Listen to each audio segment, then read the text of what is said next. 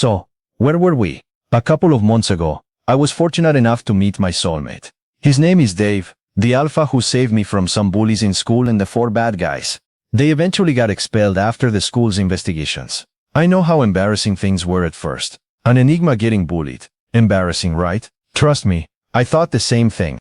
Back then I was the quiet type. The type who preferred books over fists and peace over trouble. My parents are ridiculously rich, so life was always comfortable for me. But comfort doesn't stop people from targeting you, especially when they think you're weak. And to be honest, I really looked weak. Slim body, thick glasses for my poor eyesight. Always avoiding people like a plague. Sometimes I wondered if I was even worthy of the Enigma title. Enigmas are supposed to be powerful, dominant, and untouchable. Meanwhile, I couldn't even win a fight against 4 bullies. Luckily for me, Dave appeared like some hero in a drama. Tall, handsome, muscular. The kind of alpha that makes people shut up the moment he walks into the room. The thought bothered me even more when I looked at Dave. Because my baby Dave, the handsome alpha who everyone secretly admired but pretended not to stare at too long, actually had more muscles than me, which was both impressive and mildly humiliating at the same time. If a strong wind blew too hard, I might actually fly away. Now don't get me wrong. Dave never once made me feel small. In fact, he was the exact opposite, always walking beside me in that calm, confident way of his, occasionally flicking my forehead whenever I overthought something and telling me to relax before my brain exploded like a badly coded computer program. We became practically inseparable, sitting together in lectures, sharing lunch, sometimes arguing over which movie to watch in my campus apartment while Dave complained that my taste in films was suspiciously terrible. And before we even realized it, people in school had already started whispering, "Those two are definitely dating." Every time I heard that, my ears would turn red. Dave would just smile and throw his arm around my shoulders like it was the most normal thing in the world. I swear he enjoys watching me panic. But something else started bothering me. A new student transferred to our campus, Evan Giggs, the spoiled son of the state commissioner. From the moment he arrived, he started acting like the entire university belonged to him, throwing orders around, pushing people aside, treating Omegas like accessories. I watched him one day from across the courtyard, and something inside me snapped. He reminded me too much of the people who used to bully me. That day I quietly named to my blacklist, Evan Giggs, enemy territory. And honestly, he became the final reason I decided to change my physical looks. So during the first campus break while everyone else was on vacation, relaxing and posting beach photos, I was suffering at the gym. Day 1 I nearly died. The trainer looked at me like I was made of glass. "Are you sure you want to do this?" he asked. I said yes. 5 minutes later I regretted every decision I had ever made in life. My arms and legs were shaking. Even my soul was shaking. But I refused to quit. Day after day I kept going. Weights, push-ups, running, they all amounted to more suffering, more pain, and more determination. Because this time, I wasn't doing it for revenge. I wasn't doing it for popularity. I was doing it because I refused to remain the weak version of myself. So if someone tried to hurt Dave or anyone else in front of me, I wanted to be the one who could step forward, not the one hiding behind him. This time when I returned to campus, things were going to be different. No more nervous Morrison, no more easy target, and definitely no more gentle. Era for me. By the time the campus break was halfway gone, I had already made it a habit to visit Dave. I drove toward the new estate where his family recently lived, the familiar scent of delicious delicacies floating through the air. I pushed open the small gate and stepped into the yard, walking confidently like someone who is no longer considered as a stranger but family.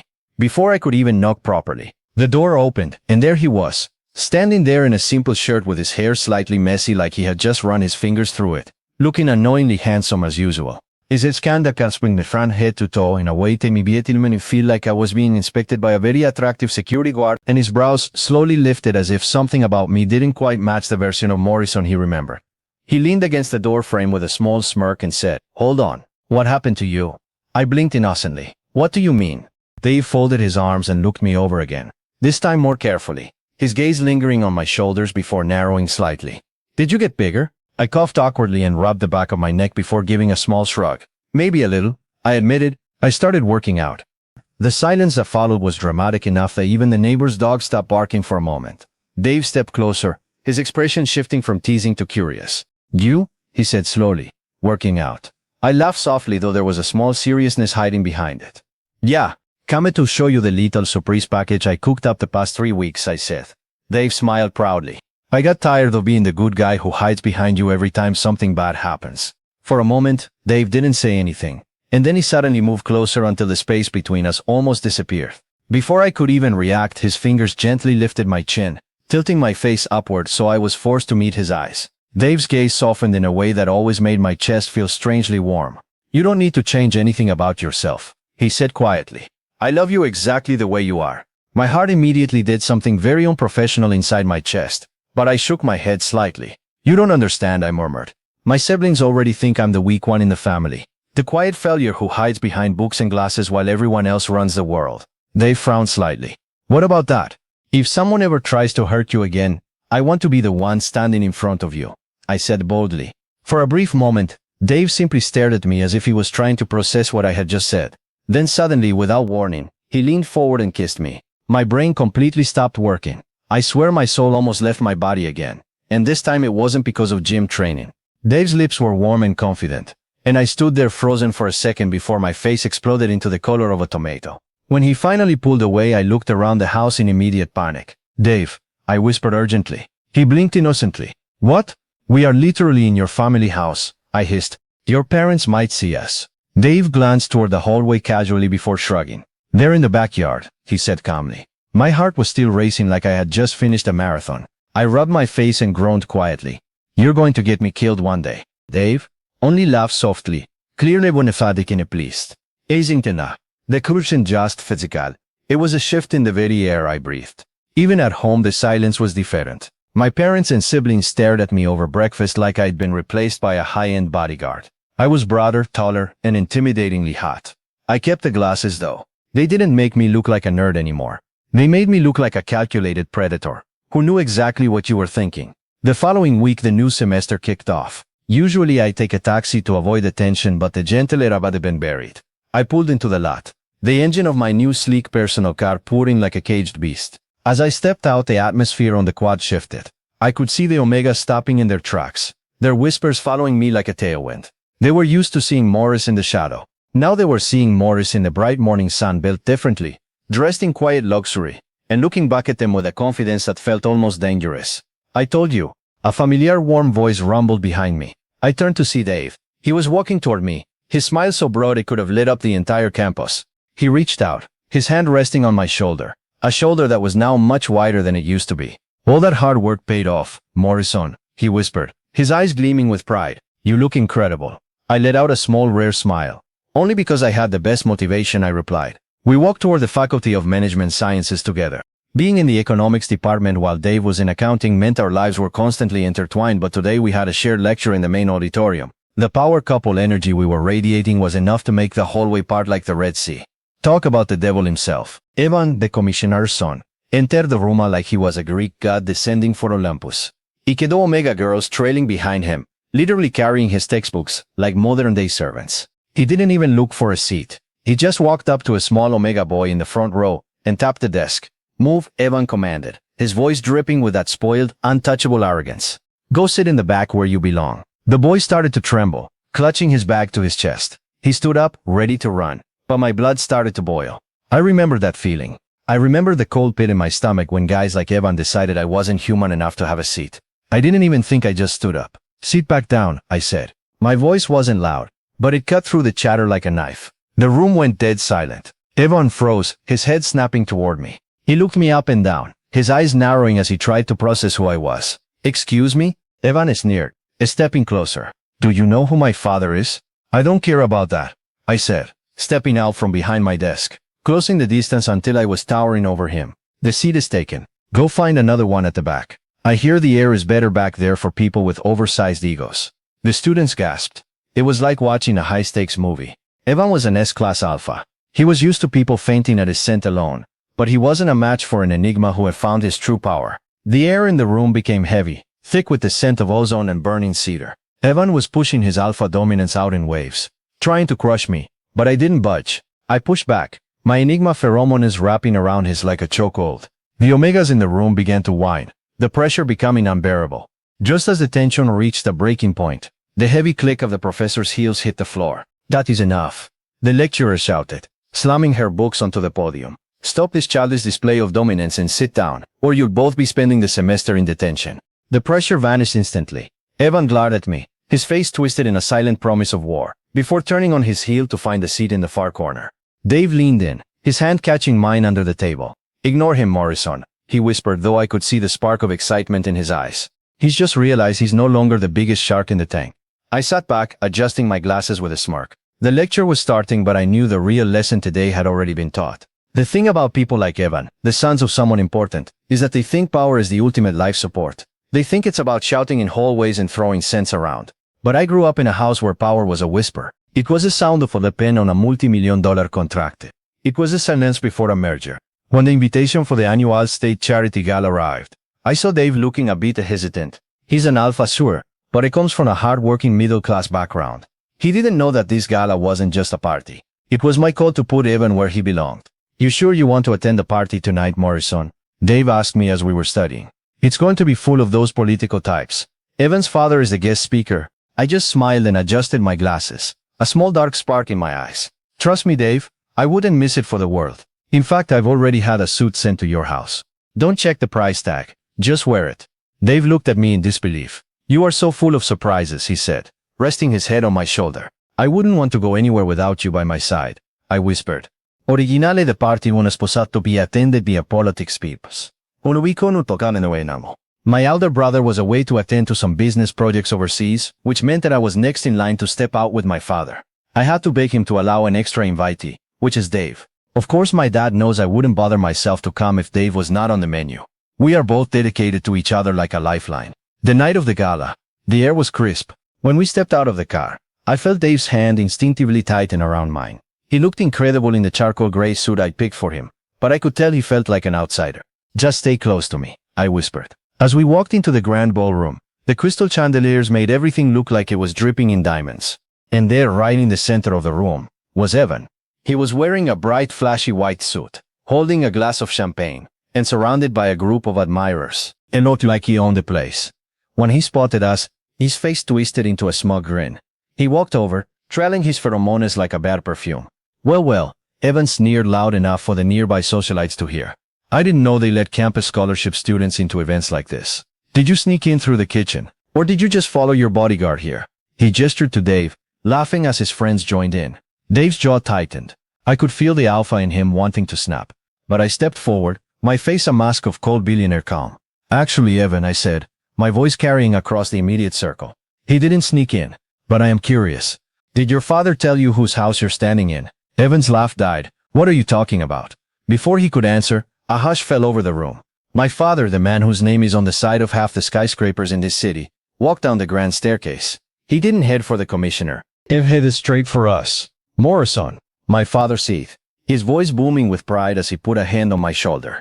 "I was wondering when you'd arrive. And this must be the Dave you've told me so much about." The silence was absolute. I watched the blood drain from Evan's face until he was as white as his suit. "Evan," I said softly, leaning in so only he could hear. "My father is about to decide whether or not to fund your dad's next term. If I were you, I'd go find a very quiet corner and stay there for the rest of the night. Or maybe go check if the air is better in the kitchen." The color in Evan's face faded as he grumbled and walked back to his annoying friends. Dave and I slipped out onto the balcony, the music from the ballroom fading into the distance. He let out a breath he'd been holding for an hour. "You're a terrifying man, Morrison." Dave laughed, pulling me into the shadows of the stone pillars. "A billionaire enigma. I think I'm in over my head." "You're the only one who isn't use," I replied, reaching up to straighten his tie. "Because you liked me when I was just a nerd in the hoodie." In the moonlight, Dave looked absolutely stunning. He smiled softly and leaned down, his forehead resting against mine. I should have known that a snake like Evan wouldn't just crawl away into a corner. While I was standing there discussing the future of our family's holdings with my father, my eyes kept drifting back to Dave. He looked so regal sitting there, even if he was just nursing a glass of water. "Go sit with him, Morrison," my father said with a knowing smile. I nodded, but as I turned to walk back, I saw a waiter placing a fresh glass of red wine on Dave's table. Dave looked up, surprised, but the waiter pointed toward the bar as if it were a gift. Dave, being the polite alpha he is, drank wholeheartedly. I was still 20 feet away when I saw his expression change. He didn't just look uncomfortable, he looked haunted. Ecluche de stomache, it could face going pale, and before I could reach him, he had stumbled toward the hallway leading to the private restrooms. By the time I got to the table, he was gone. I picked up the glass, and my Enigma senses immediately flared. It wasn't just wine. There was a sharp chemical undertone, something designed to trigger a forced painful reaction in an alpha. I pulled out my phone, my heart hammering against my ribs. I called him severally, but no answer. That was when I felt it. From the direction of the hallway, a massive, unstable wave of alpha pheromones began to leak into the ballroom. It was Dave, but it wasn't the Dave I knew. It was sharp, explosive, and agonizing, like he was being forced into a premature rut. The guests around me began to murmur, the Omegas in the room looking distressed, as the air became thick with Dave's uncontrolled power. My vision tunneled. I didn't care about the gala, the donors, or my father's reputation. I walked straight through the crowd, people parting for me like I was a tidal wave. Evan didn't see me coming until I was right in his face. I didn't say a word. I just reached out and grabbed him by the lapels of his flashy white suit, hoisting him upward until his toes were barely touching the marble floor. The Omegas around him shrieked. Evan's smug laughter died instantly, replaced by a look of pure terror. "Where is he?" I hissed. My voice was a low, vibrating growl that seemed to rattle the chandeliers. Evan tried to maintain his smirk, though his hands were shaking as he tried to pry my fingers loose. "I don't know who you're talking about, Morrison." "Leah," I growled. "Where is Dave?" I repeated. "Why would I care to know about your boyfriend's whereabouts?" Evan sneered. Maybe he just couldn't handle the high life. I tightened my grip, pulling him so close that our foreheads were almost touching. My Enigma pheromones were no longer in control. They were a death sentence wrapping around him, until he began to choke. "Listen to me very carefully, you pathetic excuse for an alpha," I whispered, my eyes burning with a light that made him flinch. "I know what you did. I know you spiked that drink. And if so much as a single hair on Dave's head is harmed, if he suffers for even 1 second because of your cowardice, I am never going to let you go scot-free." I leaned in even closer, my voice dropping to a terrifying calm. "I won't just ruin you. I will make sure that the name Evan becomes a ghost in this city." Evan's father and my dad were at the very far end of the party where they were having a meeting. Unknown to him, his son was here standing before me like a frightened mouse. I didn't care about the gala anymore. I didn't care about the hundreds of eyes watching me as I stormed through the hallway like a man possessed. All I could feel was the chaotic, pained vibration of Dave's alpha pheromones. They were screaming for help. When I finally kicked open the last restroom door, the air hit me like a physical wall. The scent was overwhelming, heavy, metallic, and sharp with agony. Dave was on the cold marble floor, his suit jacket discarded, his breath coming in ragged, shallow gasps. "Dave," I breathed, dropping to my knees. He looked up, his eyes glazed with the force rot the poison had triggered. He looked exhausted, his body fighting a battle it was never meant to fight. Without a second thought, I pulled him into my arms. I didn't care if his uncontrolled power tried to crush mine. I was an Enigma, and I was his anchor. I carried him out through the center of the ballroom. My father looked surprised when he saw me, but I couldn't bring myself to answer his questions. He saw the look in my eyes and turned to his lead security detail. "Clear the way," my father commanded, his voice cold and final. "And get a specialist to the hospital immediately." The next 4 to 10 hours were the longest of my life. I watched through the glass as doctors worked to flush the toxins from his system. I didn't sleep. I didn't eat. I just sat there, my Enigma instincts coiled like a spring, waiting for him to come back to me. As the morning sun began to bleed through the blinds, the heart monitor finally settled into a steady, peaceful rhythm. Dave's eyes fluttered, then slowly opened. I was at his side in an instant. I reached out gently, taking his hand and pressing a soft, lingering kiss to his knuckles. "I'm so sorry, Dave," I whispered, my voice thick with a guilt that felt like lead. "I never should have left you alone, not even for a minute." Dave gave a weak, tired smile, his fingers squeezing mine with whatever strength he had left. "It wasn't your fault, Morrison," he rasped. "I saw the waiter. I should have known. I'm positive Evan did something to spike that drink, but I don't have the proof. Of course he's the commissioner's son." He's a professional and no need to act. He turned back to him, my glasses catching the morning light. "Evan thinks he's playing a game of politics. He forgot who he's playing against." I walked to the door and signaled to the 2 guards standing outside. They were my father's best men who knew how to find things that didn't want to be found. "I want the waiter found," I told them, my voice a low, terrifying calm. "I want the security footage from the kitchen, the bar, and the hallway. I want every bank transaction Evan has made in the last 48 hours. If there is a single digital footprint, a single whispered conversation, I want it on my desk by sunset." I looked back at Dave, a dark promise settling in my chest. Evan thinks he's untouchable because of his father's title, but I'm going to make sure he learns that. In this city there is no title high enough to protect you from an Enigma who's had enough. You wanted a war. He's got one. After a couple of days, my father's men gathered enough evidence.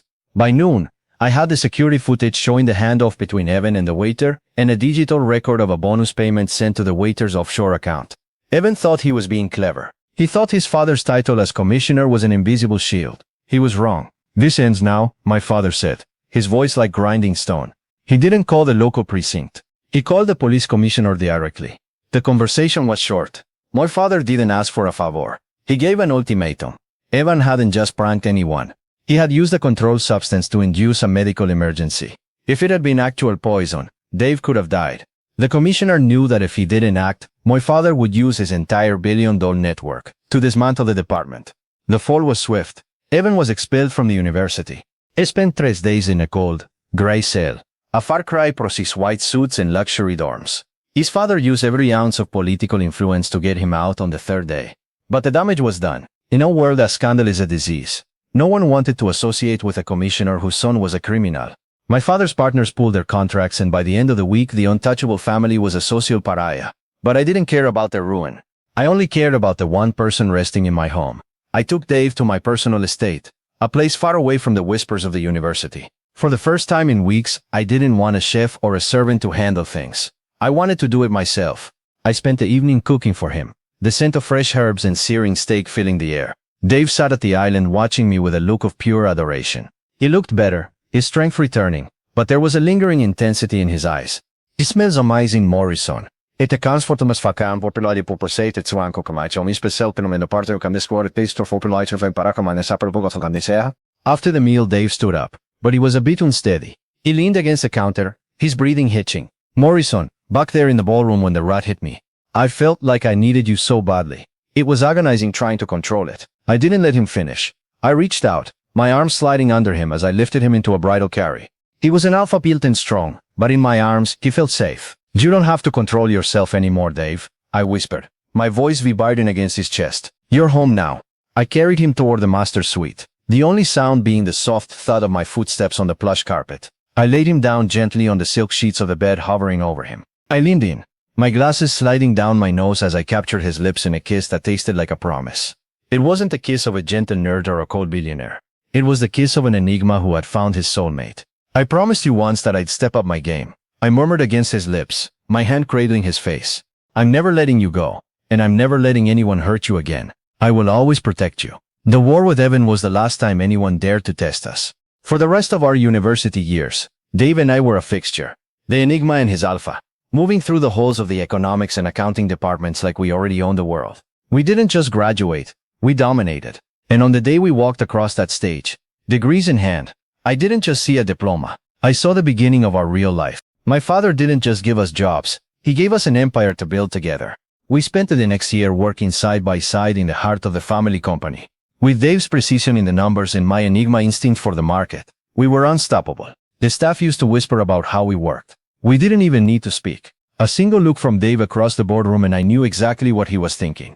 We weren't just partners in a company. We were two halves of a whole. One evening after a particularly long day of closing a major merger, the air felt different. It felt heavy with the same magic I felt the first day Dave saved me from those bullies. I turned him around to face me. He looked tired, but his eyes were full of a peace I'd spent my whole life looking for. "Dave," I whispered, reaching into my pocket. "You saved me when I was a shadow. You stood by me when I became a storm.